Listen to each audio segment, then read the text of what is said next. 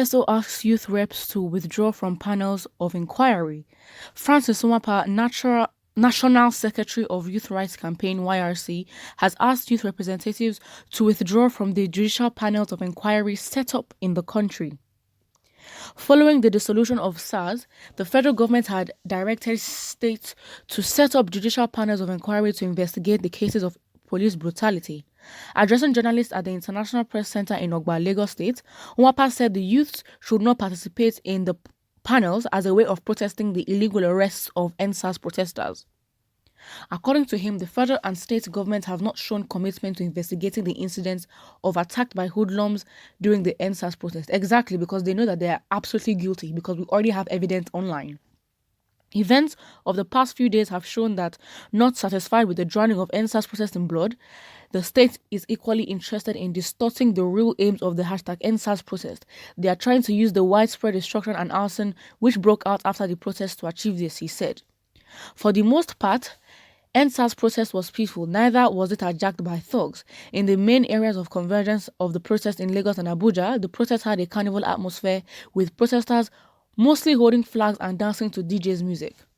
The first time thugs had any role to play in any of these key areas of convergence was when they were sponsored by the state against the protesters.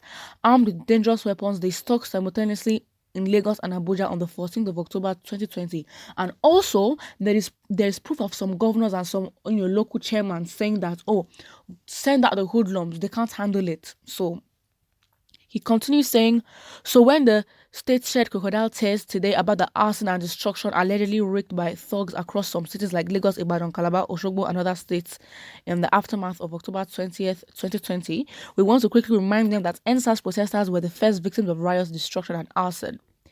Honestly, at this point, I think a prerequisite of being a politician in Nigeria is going to drama school because these people can act. First of all, they said, animals, monkeys, snakes are swallowing money. The next thing, people are literally passing out in the middle of a conference, like that man that was just sleeping. And now people are crying and, saying, they destroyed things. Like, why are you crying?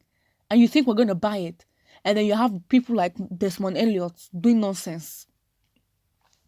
He continues saying, till today, the same police and military which were able to arrest 520 alleged rioters in Lagos have not managed to arrest any of the thugs who carried out these horrendous attacks on protesters in Abuja and Lagos during the protest, despite ample evidence available. Exactly. And then you have Fashola trying to go and look for camera, a literally camcorder, and he was walking around toll gates with his inspector nonsense. I don't even understand. He genuinely thought that he did something for Nigerian youth. He genuinely thought, wow, I found the evidence. Because the toll gate caught on fire, but then that camcorder was the only thing that did not get burnt. It was just staying there like that. And at that angle, at the angle he found the camcorder, how much content would the camera have gotten in the first place? Because they think that we're all stupid.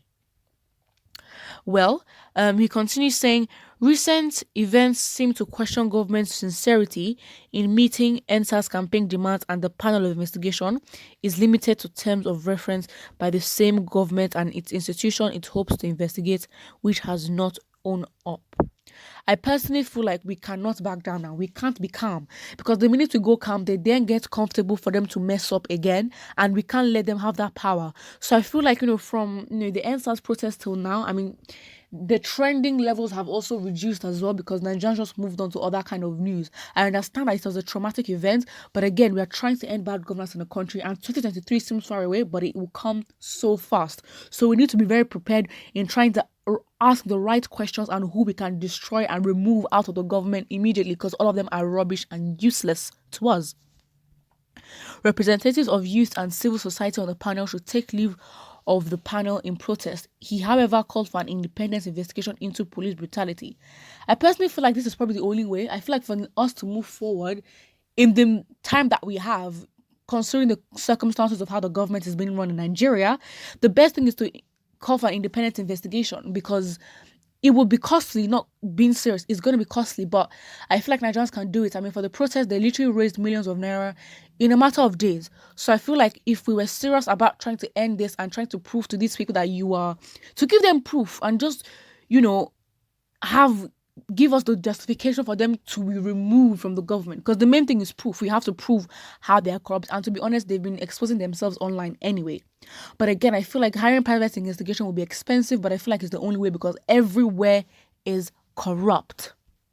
Well, the first person in the comment says, this guy is making sense. The Nigerian government are not to be trusted at all. They are killers and deceivers, distrust for 60 years. And this has been their agenda. To be honest, you can't, I mean, of course, that's a bold statement, but then it's true, because these politicians, these old men, it really triggers me. Like, these old men who have been in politics since they're 25 are literally reaching their graves and they still want to be in politics. Like, bro, have you not stolen enough? If anything, if you've stolen enough and you're comfortable, why do you still want to be there? It's literally just like, you're gonna die soon, so what's the point? Well, to be honest, I feel like maybe that's what's giving them confidence, because maybe old people have an advantage in terms of getting thrown into jail. They'd be like, oh, this person's about to die anyway, so let's just reduce the time that they have. Or they're gonna manipulate them. I don't even know. I'm literally just like, everyone is frustrated, but we can't keep the energies down. We have to continue to end bad governance, keep the awareness up, and force these government, because they actually think we're stupid. Imagine someone who's saying that nobody died, and he literally went to the hospitals and he saw casualties, and yet he has the audacity to say that nobody died and there weren't any casualties. Rubbish.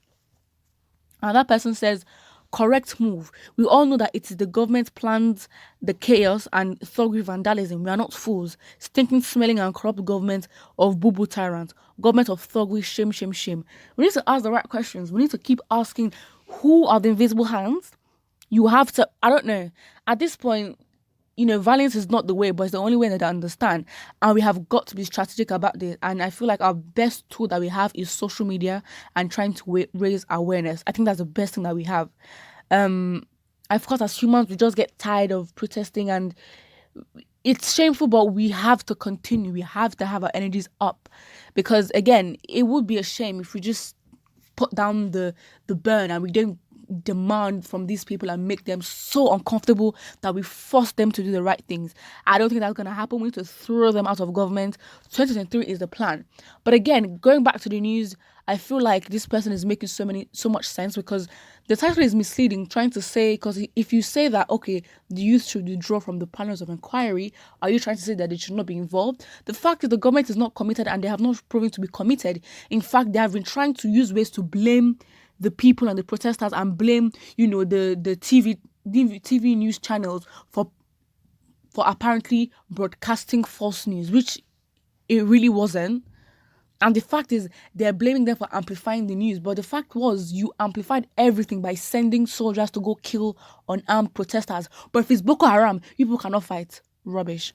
Well, put what you think about this, and do you believe that Nigeria can afford, the citizens can afford to raise money to hire a private investigator? Because it seems as though coming to the panels of inquiry and withdrawing from it is not actually a realistic goal. Put what you think about this in the comment section below, and do not forget to like and subscribe.